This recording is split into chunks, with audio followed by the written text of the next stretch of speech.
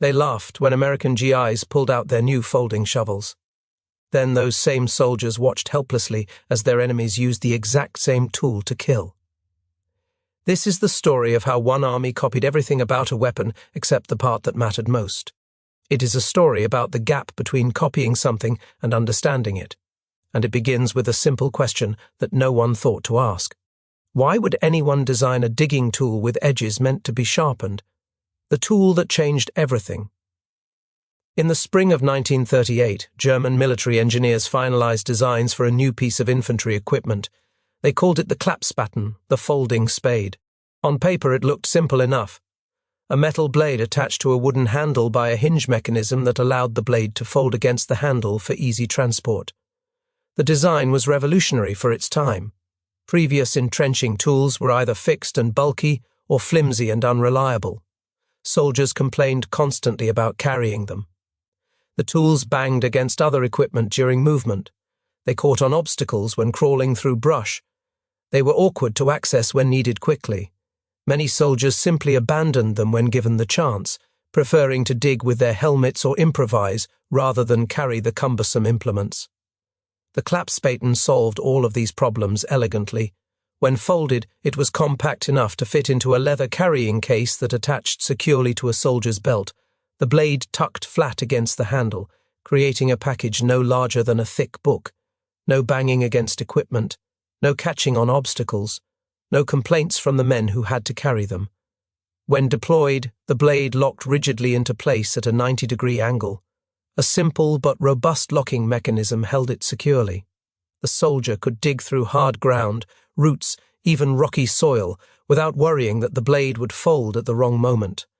It was reliable under the worst field conditions. But hidden within those specifications was something remarkable. The blade was designed with edges that could be honed to razor sharpness, not as an afterthought, not as an improvised modification by individual soldiers, as an intentional feature built into the original engineering specifications. The steel selection mattered enormously. German metallurgists chose an alloy that would hold a sharp edge but would not become brittle under impact. A blade that chipped when it struck bone would be useless as a weapon. A blade that bent when digging through rocky soil would be useless as a tool.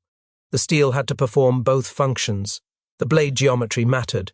The edges were ground at angles that allowed efficient sharpening with simple field equipment. A soldier with a file or whetstone could maintain his blade without special training. The shape allowed for both chopping motions and thrusting attacks. The handle length mattered. It provided optimal leverage for striking powerful blows as well as for efficient digging. Too short and the soldier would lack reach. Too long and the tool would be awkward in confined spaces. The designers found the balance point. Every specification was chosen with two purposes in mind. This tool had to dig effectively, and this tool had to fight lethally. The 1938 Klappspaten became the first mass-produced folding military shovel in history. Within months, German soldiers were carrying it into Poland as the Second World War began in September 1939. Within years, it would see action on every front of the massive conflict, from the frozen steppes of Russia where temperatures dropped to 40% below, to the scorching deserts of North Africa where metal became too hot to touch. From the hedgerows of France to the mountains of Italy, from the forests of the Balkans to the fjords of Norway. Everywhere the German army went, the Klappspaten went with them. And everywhere they went, German soldiers knew exactly what they carried on their belts.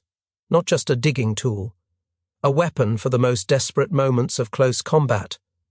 American military intelligence eventually got their hands on captured German equipment. This was standard practice for all armies. Captured weapons and equipment were sent back for analysis. Engineers studied enemy designs looking for advantages to exploit or dangers to understand. They studied the Klappspaten with characteristic American thoroughness. They measured every angle with precision instruments. They tested every hinge mechanism for durability and reliability. They analyzed the steel composition in metallurgical laboratories. They photographed the tool from multiple angles. They disassembled samples and catalogued every component.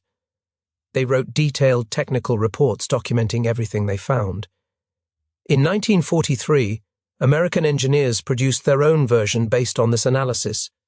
They called it the M1943 entrenching tool. It was an almost perfect copy. Almost. The Americans replicated the folding mechanism exactly. They matched the blade dimensions to within fractions of an inch. They chose similar steel with comparable hardness. They even copied the leather carrying case with only minor modifications for American manufacturing processes. The American version was well built and functional. In many ways, it was arguably better manufactured than the German original, benefiting from superior American industrial capabilities and quality control. But they left one crucial thing out of their version. American soldiers received their M1943 shovels with dull factory edges, and no one told them those edges were meant to be sharpened. No training manual mentioned combat applications, no supply sergeant explained the dual-purpose design, no drill instructor demonstrated sharpening techniques, no veteran pulled aside a new recruit to explain what the Germans understood so well. The physical tool crossed the Atlantic Ocean successfully. The knowledge that made it truly useful stayed behind in Germany. That omission would cost American lives in the fighting to come. What the Germans remember to understand why the Germans built a shovel with sharpened edges, you have to go back to the trenches of the First World War. The Western Front stretched across Belgium and France in a continuous line of mud, barbed wire, and death. From the Swiss border in the south to the English Channel in the north, millions of men faced each other across a desolate landscape called no man's land. The distances between opposing trenches could sometimes be measured in mere yards. The trenches themselves were engineering marvels of a horrific kind, deep enough to shelter standing men from rifle fire, narrow enough to limit the damage from artillery shells bursting overhead. The soldiers who built them would live in these trenches for months, years even. Many would die in them without ever seeing the enemy clearly. In 1915, soldiers on the Western Front discovered something terrible about modern warfare. The trenches made rifles almost useless at close range. The standard infantry rifle of the era was typically about 4 feet long. With a bayonet attached, it extended even longer. In the cramped confines of a trench, a soldier could barely swing such a weapon effectively. The trenches were narrow by design. Wide trenches exposed more men to artillery fire, so the walls pressed in close, sometimes leaving barely enough room for 2 men to pass each other. There was no room for the elaborate rifle drill that looked so impressive on parade grounds back home. When an enemy soldier dropped into your trench after crossing no man's land during a raid, you had seconds to respond, maybe less. A rifle with a bayonet attached was too long to swing effectively in the cramped space. You could not bring the weapon to bear quickly. You could not create the distance needed for an effective thrust. The enemy was inside your reach before you could react with your primary weapon. Pistols offered an alternative but proved unreliable in the conditions of trench warfare. The mud was everywhere and got into everything. Pistol mechanisms clogged with debris. They jammed at the worst possible moments. Officers carried them as a mark of rank, but enlisted men rarely had access. And even when pistols worked properly, hitting a moving target at arm's length while fighting for your life required a level of marksmanship that few possessed under combat stress. Knives were popular among trench raiders but had severe limitations. They required you to get within arm's reach of your opponent before you could use them effectively.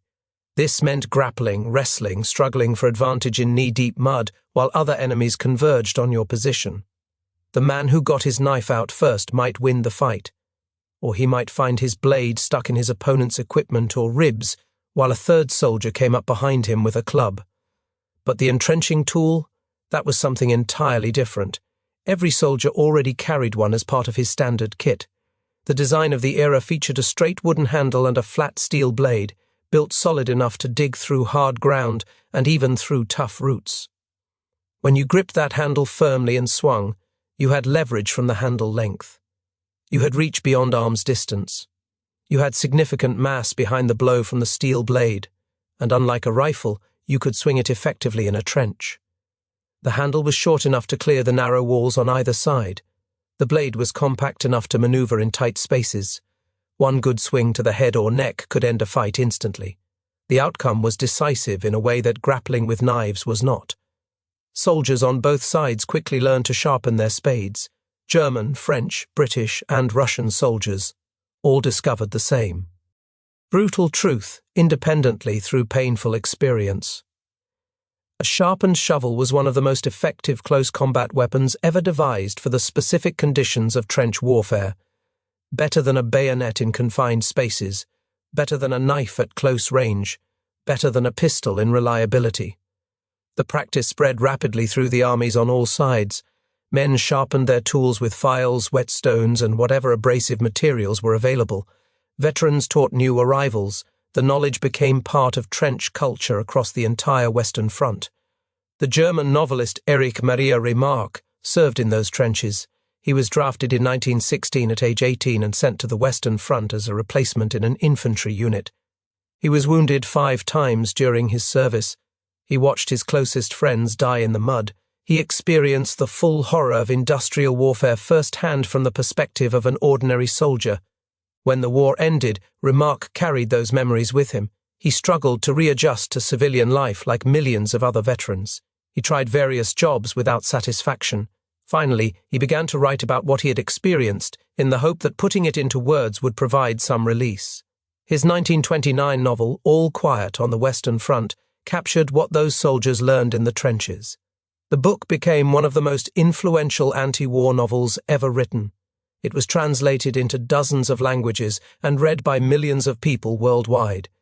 It shaped how an entire generation understood the reality of the First World War beyond the patriotic propaganda they had been fed. Remarque wrote that the bayonet was no longer as important as it used to be. It was more usual now to go into attacks with hand grenades and the sharpened entrenching tool. The sharpened spade, he explained, was a lighter and more versatile weapon than the clumsy bayonet. He did not stop there. He described exactly how soldiers used their sharpened shovels with clinical precision born of first-hand observation. Not only could you get a man under the chin with the blade, but more to the point, you could strike a blow with a lot more force behind it. You could bring it down diagonally between the neck and shoulder and split down as far as the chest. When you put a bayonet in, it could stick in bone or equipment, and you had to give the other man a hefty kick in the guts to get it out again. The shovel did not have this problem. This was not fiction invented for dramatic effect. This was documented reality from millions of soldiers who survived those trenches. Remarque wrote from direct personal experience. His descriptions matched thousands of other accounts from veterans of every nation that fought on the Western Front. The sharpened entrenching tool was standard equipment for trench raiders and defenders alike by the middle years of the war. When the First World War ended in November 1918, most armies filed away their experiences with trench warfare as a historical curiosity. Military planners in France, Britain, and America assumed the next war would be fundamentally different. Mobile warfare would return. Tanks and armored vehicles would restore movement to the battlefield. Aircraft would dominate from above. Armies would maneuver rapidly across open terrain as they had in the wars of the previous century. Close combat in confined spaces would become obsolete, a relic of a static war that would never be repeated. The German military remembered differently. The institutional memory. The Wehrmacht that rose in the 1930s was built on the foundation of the old Imperial German Army. It contained thousands of officers and senior sergeants who had survived the trenches of the Western Front. They remembered what worked in the brutal conditions of close combat. More importantly, they remembered what got men killed. They had no illusions that the next war would be clean or fought. At a comfortable distance, they had seen what modern warfare actually looked like when the fighting became personal.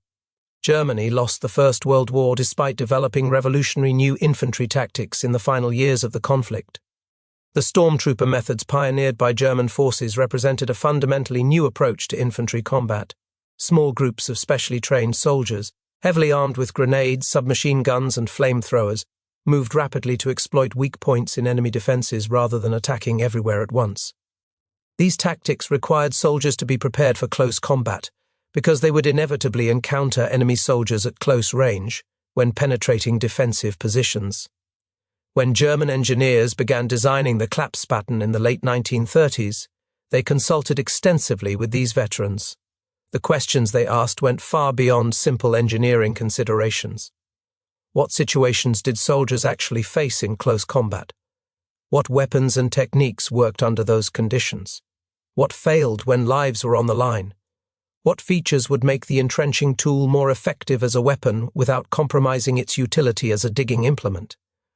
The veterans provided answers based on hard-earned experience. They remembered comrades who lived because they had sharpened their shovels and knew how to use them. They remembered enemies killed with entrenching tools when rifles and bayonets failed in the tight confines of a trench. They remembered the brutal arithmetic of close combat, where having the right tool could mean the difference between going home and dying in the mud. The result was a tool explicitly designed from the beginning to serve two distinct purposes equally well. First, it had to dig effectively. Soldiers needed to create fighting positions, foxholes, and defensive works rapidly under fire. They needed to dig in before enemy artillery found them. The folding mechanism made the Klappspaten compact enough for every infantryman to carry as part of his standard load without complaint. Previous entrenching tools had been bulky and awkward. They interfered with movement. They made noise when soldiers needed to be quiet. Many soldiers simply left them behind when advancing, preferring to take their chances without the burden. The Klappspaten solved these problems completely. Folded, it was no larger than a large book. Every soldier could carry one without significant burden or inconvenience. Second, it had to fight effectively. The blade geometry was chosen specifically to allow efficient sharpening with field-expedient methods. The steel was hard enough to hold a combat edge, but not so brittle that it would chip under the impact of striking bone. The handle length provided optimal leverage for striking powerful blows, as well as for efficient digging. The overall weight was balanced for both swinging and thrusting motions. The hinge mechanism locked securely and would not fold during vigorous combat use. German training manuals of the period included specific instructions for sharpening the Klappspaten and maintaining it as a weapon. The procedure was straightforward. Use a file or whetstone, work the edges to a consistent angle, test the sharpness by shaving hair from your arm, maintain the edge regularly, especially before anticipated combat operations. German soldiers were taught to maintain their shovels like weapons because that is exactly what they were.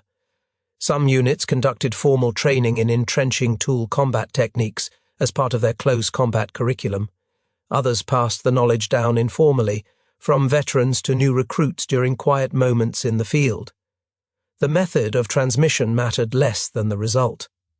By 1940, when the Wehrmacht launched its campaigns in Western Europe, the average German infantryman understood that his folding shovel was not just a digging tool, it was his backup weapon for the worst situations combat could offer, when the fighting became too close and too chaotic for rifles to be effective. The American Gap, when American engineers set out to reverse engineer the Klappspaten and create the M1943, they approached the project primarily as a logistics and manufacturing problem. The United States was preparing to equip millions of soldiers for a global war on multiple fronts simultaneously. Every ounce of equipment mattered when calculating shipping requirements. Every inch of space in a transport ship had to be used as efficiently as possible. Every dollar spent on equipment had to deliver maximum value. They needed a compact, foldable entrenching tool that every American soldier could carry as part of his standard kit. Something better than the older models currently in service that dated back to the First World War. The German Klappspaten design was excellent for this purpose. The engineering was sound, the folding mechanism worked reliably, the compact size was ideal for transport and carry, the basic concept was proven in combat. Why reinvent the wheel when the Germans had already solved the problem? So American engineers copied the physical design with meticulous precision. Every dimension, every angle, every component. American industry excelled at exactly this kind of work. They could take any foreign design, analyze it completely with scientific methods, and produce domestic copies at massive scale using American manufacturing techniques. They had done it before with other enemy equipment. They would do it again throughout the war. The M1943 that emerged from American factories was an excellent digging tool by any objective measure. The metallurgy was sound. The construction was robust. The folding mechanism worked smoothly and locked securely. The tool was well balanced for digging. It was arguably better manufactured than the German original in terms of consistency and finish, benefiting from superior American industrial capabilities, and rigorous quality control procedures. But physical designs are only half of any military technology. The other half is doctrine. How do you actually use the equipment in the field? What is it really for beyond the obvious purpose? When do you deploy it rather than another tool? What situations call for this capability? What training do soldiers need to employ it effectively? The Germans had more than 20 years of institutional knowledge about entrenching tools as weapons accumulated since 1915. They had formal training programs developed from actual combat experience in the trenches. They had combat veterans who could demonstrate techniques to new soldiers. They had a military culture that understood what the sharpened edge meant and why it mattered. They had a tradition that valued close combat skills even in the age of machine guns and artillery, because they knew that wars ultimately came down to soldiers fighting at close range. The Americans had none of this background. The United States Army of 1943 was expanding at an unprecedented rate never before seen in American history. Millions of civilians were being transformed into soldiers in a matter of months through an accelerated training pipeline. Training programs had to focus ruthlessly on the basics that every soldier absolutely needed: rifle marksmanship, physical fitness, basic unit tactics, first aid, field sanitation, military discipline. There was barely enough time to cover the skills considered absolutely essential for survival in combat. Close combat with entrenching tools was not on that essential list. The M1943 was issued to American soldiers as a digging implement. Full stop. That was its official purpose. The Army trained soldiers to dig foxholes for protection against artillery and small arms fire, to fill sandbags for fortifications, to clear obstacles from roads and fields, to create defensive positions and drainage ditches in bivouac areas. All legitimate and important uses for an entrenching tool. No one in the training establishment mentioned combat applications. No one explained that the blade edges could be sharpened for use as a weapon. No one taught the striking techniques that German soldiers learned as a matter of course. No one demonstrated how to use the shovel when fighting became hand-to-hand and rifles became useless. The technology transferred easily across the Atlantic. The knowledge that gave the technology its full value did not transfer at all. Normandy and the Bocage. On June 6, 1944, American forces landed on the beaches of Normandy in northern France. The largest amphibious invasion in human history put over 150,000 Allied troops ashore in a single day. Thousands died on the beaches under withering German fire. Thousands more pushed inland through the chaos and destruction to establish a foothold on the European continent. The Normandy landings have been documented extensively in books, films, and memorials. The bravery and sacrifice of the soldiers who stormed those beaches is rightfully remembered and honored. But D-Day was just the beginning of the Normandy campaign. The real nightmare for American infantry lay waiting inland. The Normandy countryside was covered in hedgerows. Called bocage in French, these ancient field boundaries consisted of earthen walls 3 to 12 feet high, topped with dense vegetation. The earth walls themselves were packed hard by centuries of weathering and root growth. They were nearly as solid as medieval stone fortifications. On top of these walls grew tangled masses of bushes, vines, brambles, and small trees. The vegetation was so thick and dense that light barely penetrated to the ground below. Some of these hedgerows were 1,000 years old or even older. Norman farmers had built them over countless generations to mark property boundaries. The hedgerows divided the countryside into thousands of small irregular fields, each one completely surrounded by walls of earth and vegetation. American soldiers had never seen anything like this terrain. Nothing in their training at camps across the United States had prepared them for fighting through the bocage. The maps showed fields and roads clearly enough, but flat paper maps could not convey what it actually meant to fight through this three-dimensional maze of natural fortifications. Every single field became a fortress for the defenders. German soldiers could hide behind one hedgerow and wait patiently for Americans to cross the open ground of the field. The dense vegetation provided absolutely perfect concealment. A soldier could stand just feet from a hedgerow and see nothing of what lay behind the green wall.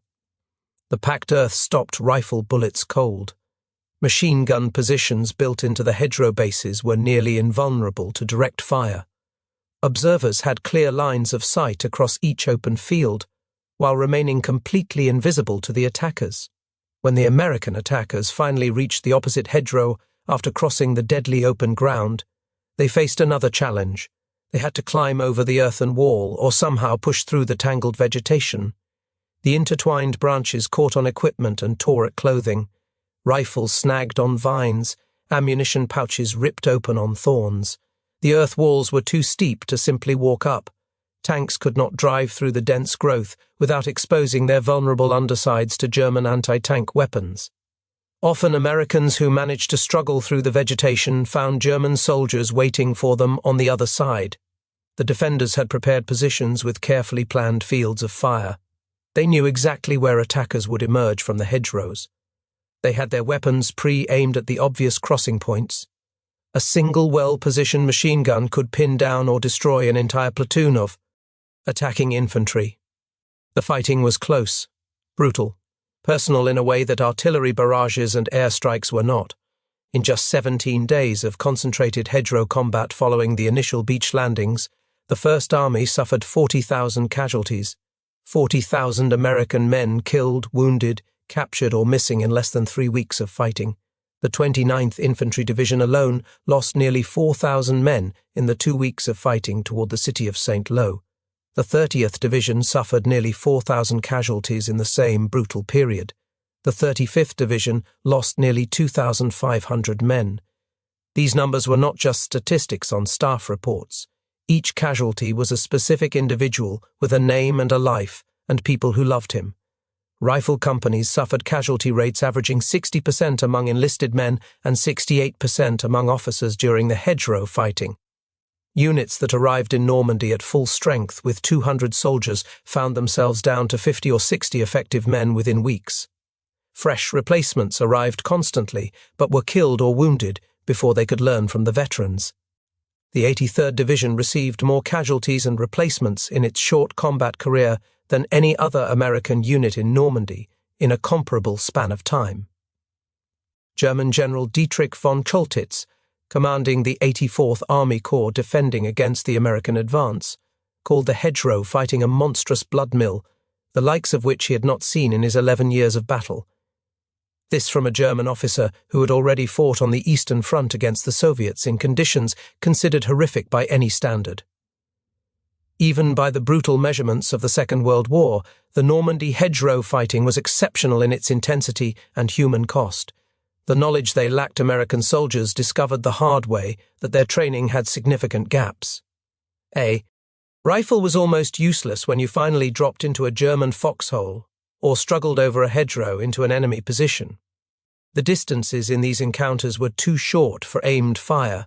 The spaces were too cramped for rifle handling. By the time you managed to get your weapon pointed at your opponent, the fight was usually already over one way or another. The standard M1 Garand rifle carried by American infantry was 43.5 inches long. In a foxhole barely big enough for 2 men to crouch in, that length was a fatal liability rather than an advantage.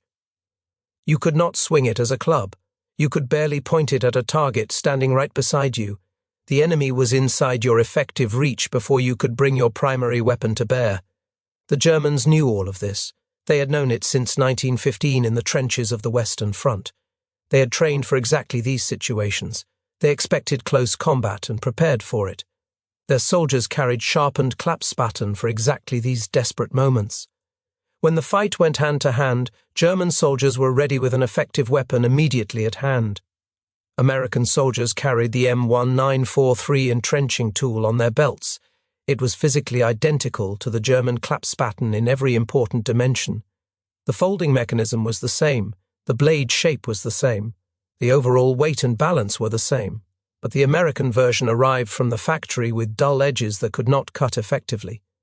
And the soldiers who carried it had never been told it could be anything more than a digging tool. Some clever American soldiers eventually figured it out through observation and necessity. They watched their German enemies. They noticed the sharpened, gleaming edges on captured German entrenching tools. They saw evidence of what those sharpened edges could do to a human body. They started modifying their own tools, grinding the dull blades against rocks or using files borrowed from vehicle maintenance crews. Word spread through units informally. Unofficial lessons were taught between soldiers who had learned the hard way and newcomers who needed to know. But this informal learning process took time. And in the hedgerows, time was measured in the lives of men who died not knowing what they carried on their belts. The Eastern precedent, the Americans were not the only ones who learned about entrenching tools as weapons during the Second World War. On the other side of Europe, a different conflict had already proven the point beyond any possible doubt. The Battle of Stalingrad lasted from August 1942 to February 1943. German forces pushed into the Soviet city on the Volga River, expecting another rapid victory like those they had achieved earlier in the war. Soviet defenders refused to retreat. Stalin had personally forbidden it. The city bore his name. It would not fall while a single Soviet soldier remained alive to fight for it. What followed became one of the bloodiest battles in all of human history. The fighting reduced buildings to rubble and then continued in the ruins. Entire city blocks became battlegrounds fought over room by room. Factories turned into fortresses defended to the last man. Every street, every alley, every cellar, every room became contested ground. The combat was constant, continuing day and night for months without pause. Historical accounts describe positions so close that Germans might hold one floor of a ruined building, while Soviets held the floor directly above them. In some extraordinary cases, Germans held the ground floor, Soviets held the second floor, and Germans again held the third floor, with fighting continuing on every level simultaneously.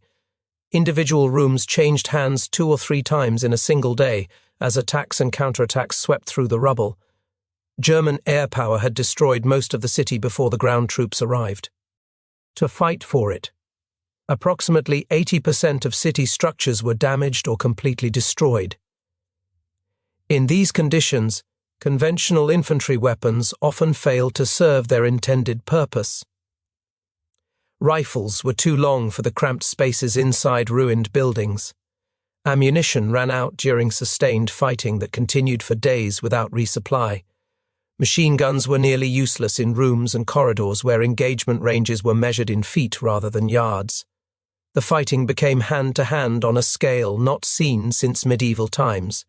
Soviet soldiers relied heavily on their entrenching tools in this desperate close combat. The Russian military had used the MPL-50 since the late 1800s. The designation stood for Malaya Pekotnaya Lopata, small infantry spade, of 50 centimeters total length.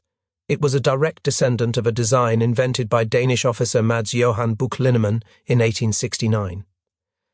Linnemann was an infantry officer serving in the Danish army who recognized that soldiers needed a compact digging tool they could carry individually. Previous military shovels were large and heavy implements transported in supply wagons. Linnemann's solution was simple but revolutionary in its impact. A short wooden handle, a flat steel blade, a total length of about 50 centimeters, light enough for every soldier to carry without burden, strong enough for serious digging in hard ground. He patented his small infantry spade in 1870 and sold the design to the Danish army. The next year, the much larger Austrian army adopted it. Linnemann opened a manufacturing factory in Vienna to meet the growing demand. Then Germany adopted the design, then France, then Romania, and finally Russia. Only Russia recognized Linnemann's patent rights and paid him royalties for the design. They paid him 30,000 rubles and placed an initial order for 60,000 spades.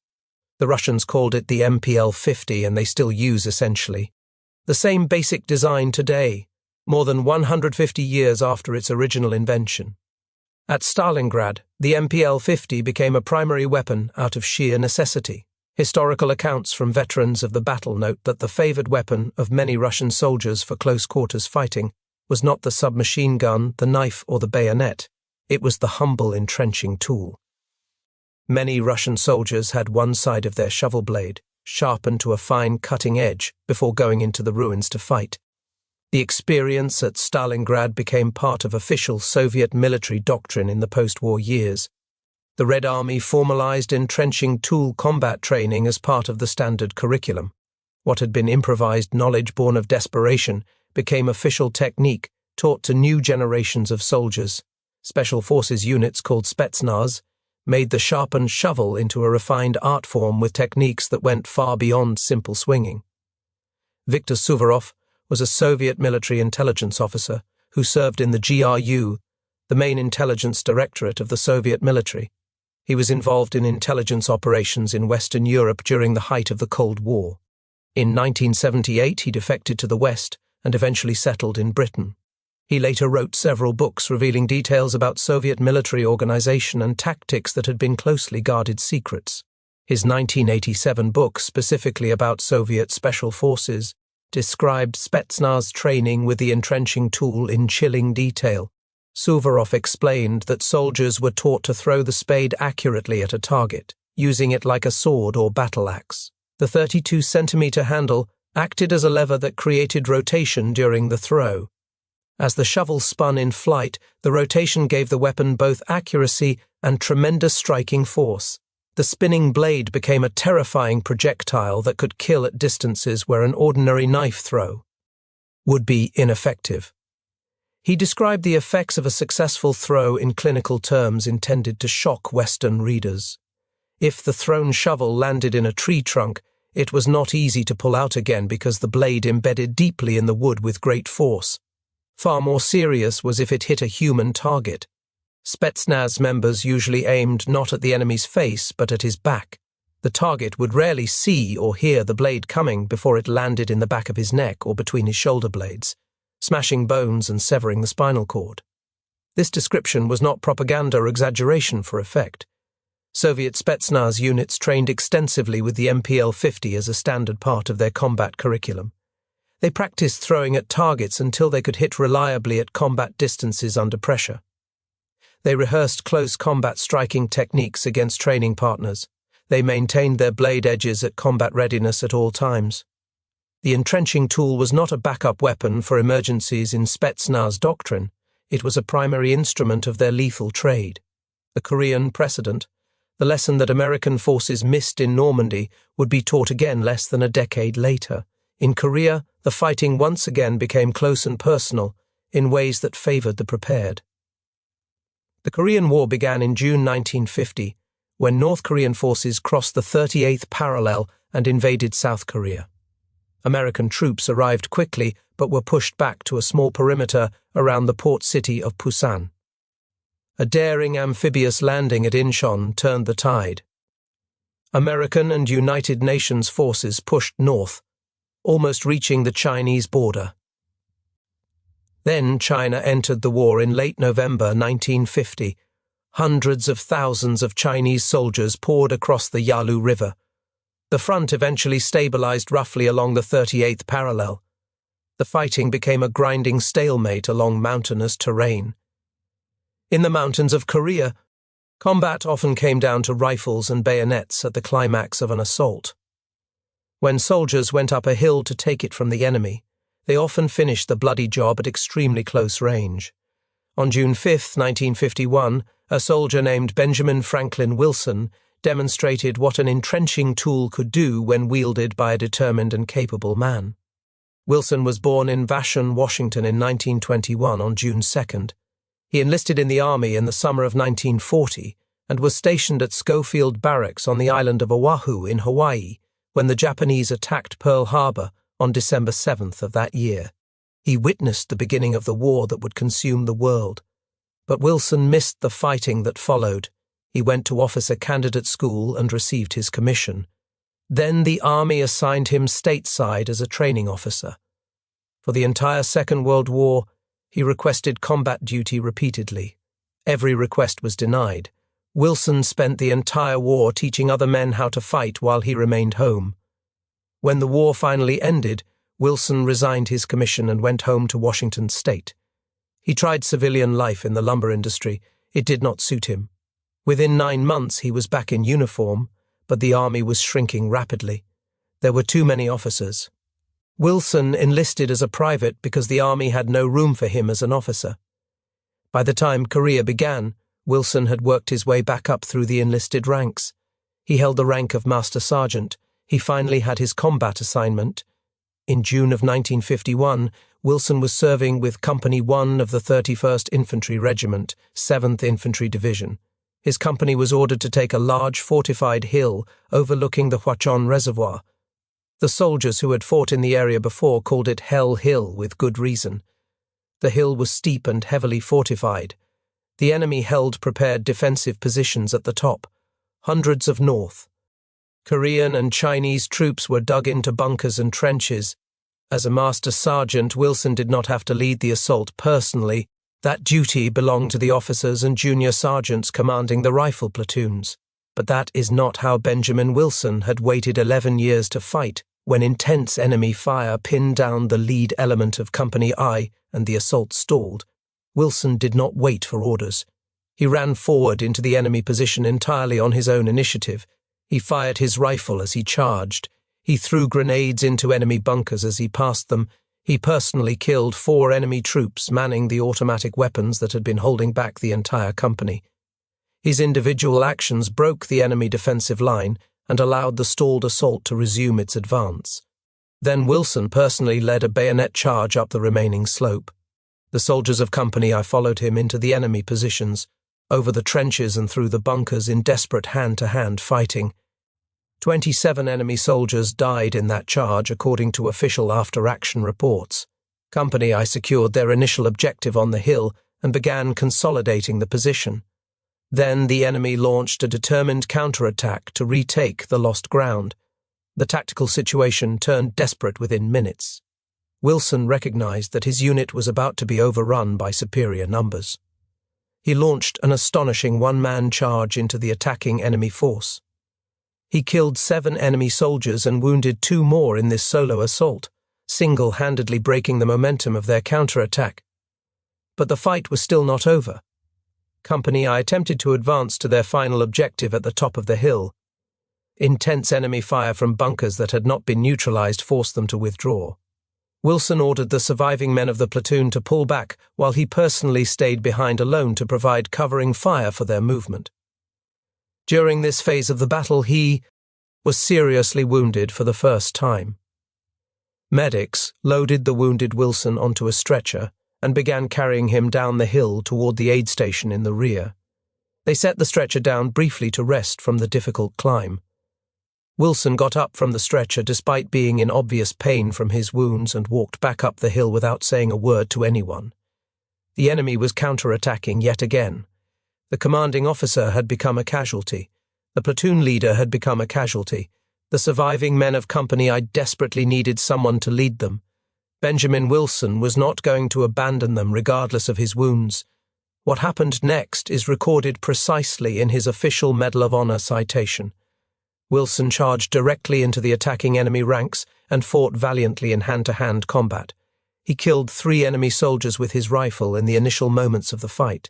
Then an enemy soldier grabbed Wilson's rifle during the close quarters struggle and wrenched it from his hands. Wilson was wounded. He was physically exhausted from hours of continuous combat. He was outnumbered by enemies pressing in from all sides. He had just lost his primary weapon. A lesser man would have fallen back to friendly lines. A lesser man might have surrendered. A lesser man might simply have collapsed from wounds and exhaustion. Wilson grabbed his entrenching tool from his belt.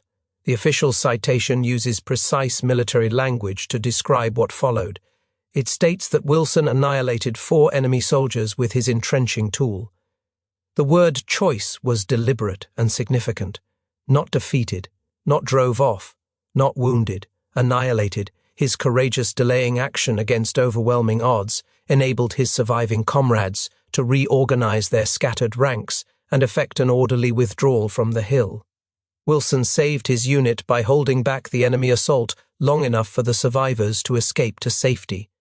He was wounded a second time during the final phase of the battle while directing the evacuation of wounded men, but refused all medical treatment until he was assured that every one of his soldiers had reached safety.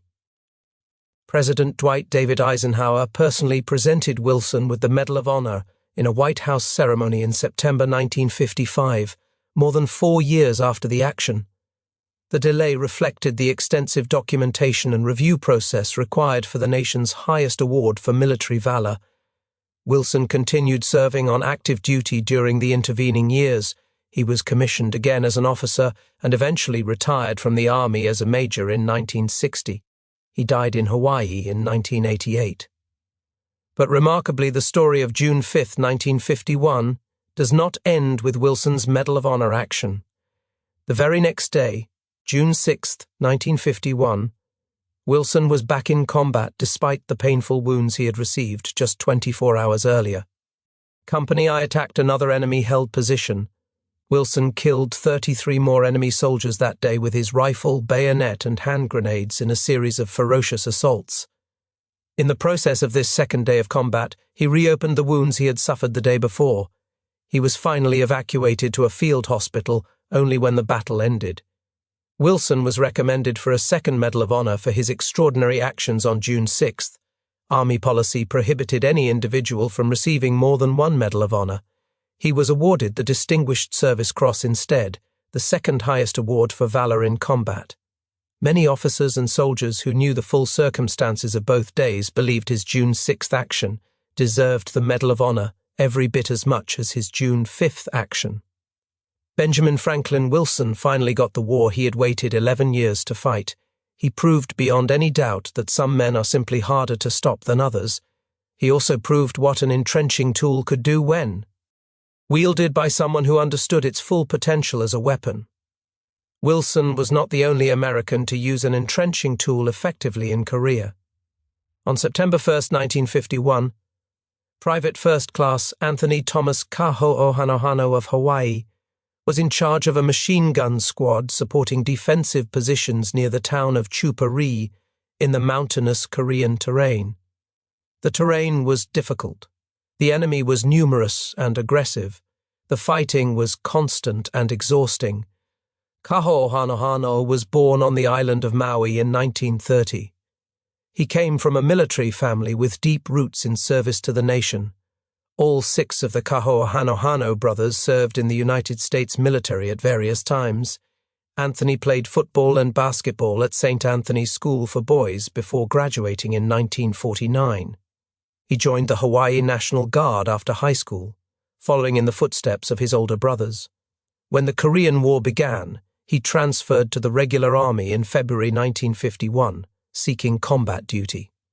By September of that year, he was in Korea serving with Company H of the 17th Infantry Regiment, 7th Infantry Division, when a numerically superior enemy force launched a fierce attack on their defensive positions. Kaho'ohanohano's unit was forced to execute a tactical withdrawal to more defensible ground. The enemy simply had too many troops. The attacking firepower was overwhelming. As the men of his unit fell back toward better positions, Kaho'ohanohano ordered his squad to take up positions and provide covering fire for the withdrawing friendly forces. Then he did something truly extraordinary. Although already wounded in the shoulder during the initial enemy assault, Kaho'ohanohano gathered grenades and ammunition from fallen soldiers and returned to his original forward position. He would face the attacking enemy forces alone to buy time for his comrades to escape. The hostile troops concentrated their full strength against his isolated emplacement in a determined effort to overrun it. Kaho'ohanohano fought back fiercely and courageously, delivering deadly accurate fire into the ranks of the onrushing enemy waves. He killed enemy soldiers with every burst from his machine gun. He threw grenades when they pressed too close, but ammunition eventually runs out no matter how carefully it is conserved. Kaho'ohanohano fired his last round. The enemy kept coming.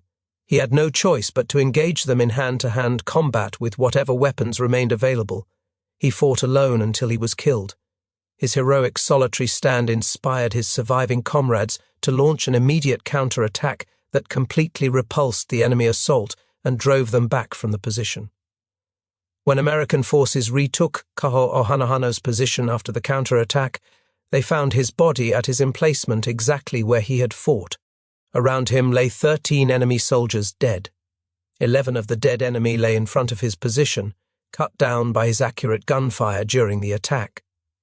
2 more dead enemy soldiers were found inside his emplacement itself, killed in the final hand-to-hand combat. The original Distinguished Service Cross citation noted that those 2 enemy soldiers found inside the position had been beaten to death with an entrenching tool. Kaho Ohanahana was initially awarded the Distinguished Service Cross for his extraordinary heroism. In 2009, President Barack Obama upgraded the award to the Medal of Honor in recognition of his supreme sacrifice. The young man from Maui who died alone at his post, still fighting with his shovel after his ammunition was exhausted, finally received the recognition his actions deserved.